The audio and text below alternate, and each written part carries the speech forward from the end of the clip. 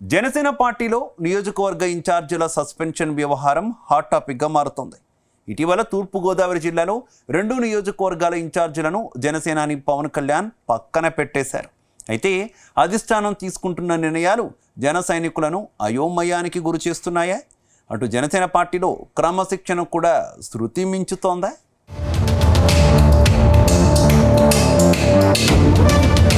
జనసేన పార్టీలో conflict management పేరుతో తీసుకుంటున్న నిర్ణయాలు ఆ పార్టీ శ్రేణులను అవాక్కయ్యేలా చేస్తున్నాయి. పార్టీలో గొడవలు జరగకుండా నిర్వహణ చేపట్టే కమిటీ అతి క్రమశిక్షణతో వ్యవహరిస్తున్నట్టు కనిపిస్తోంది. పార్టీ అధినేత పవన్ కళ్యాణ్ ఆదేశాలతో తూర్పుగోదావరి జిల్లాలో కొద్ది రోజుల వ్యవధిలోనే 2 కీలక నియోజకవర్గాల ఇన్ఛార్జీలను సస్పెండ్ చేశారు.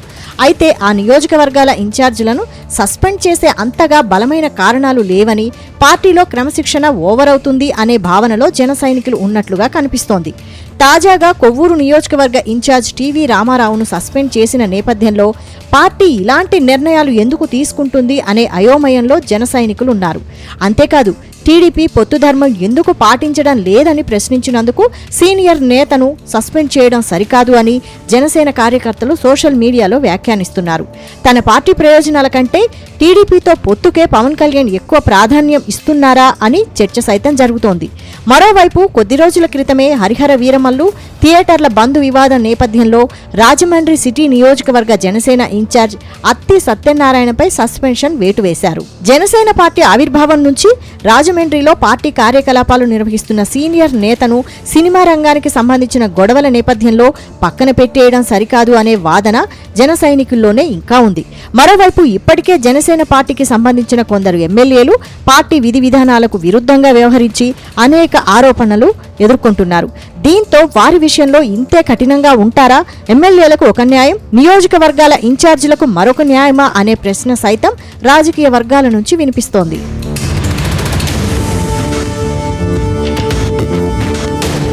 ఇక తూర్పుగోదావరి జిల్లా కొవ్వూరు నియోజకవర్గంలో అక్కడ జనసేన ఇన్ఛార్జ్ టీవీ రామారావు పొత్తు ధర్మం ప్రకారం నామినేటెడ్ పదవులు ఇవ్వాలని పట్టుబట్టారు.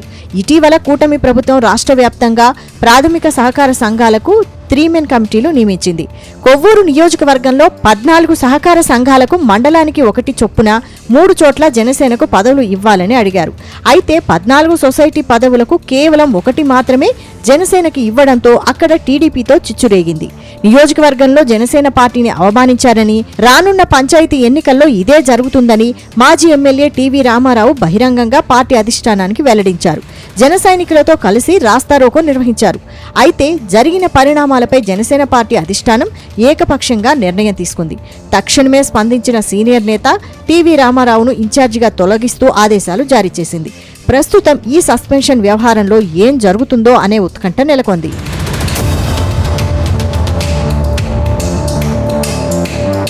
మరోవైపు మే నెలలో హరిహర వీరమల్లు థియేటర్లు బంద్ వివాదం ఏర్పడిన సమయంలో అనూహ్యంగా రాజమండ్రి సిటీ జనసేన ఇన్ఛార్జిగా ఉన్న అనుశ్రీ సత్యనారాయణను పార్టీ నుంచి పక్కన పెట్టారు.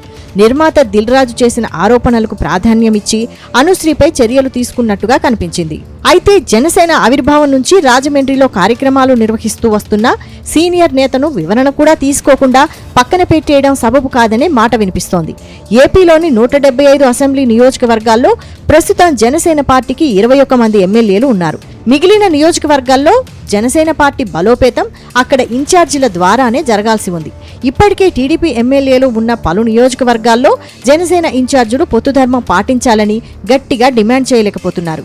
ఈ సమయంలో ఉన్న నియోజకవర్గాల్లో ఇన్ఛార్జీలను పక్కన పెట్టేయడం వెనక పార్టీ అధినేత పవన్ కళ్యాణ్ తొందరపడుతున్నారా, లేక నియోజకవర్గాల్లో పార్టీ వ్యవహారాలను సరిగా పట్టించుకోవడం లేదా అనే చర్చ మొదలైంది. ఏం జరగనుందో చూడాలి మరి.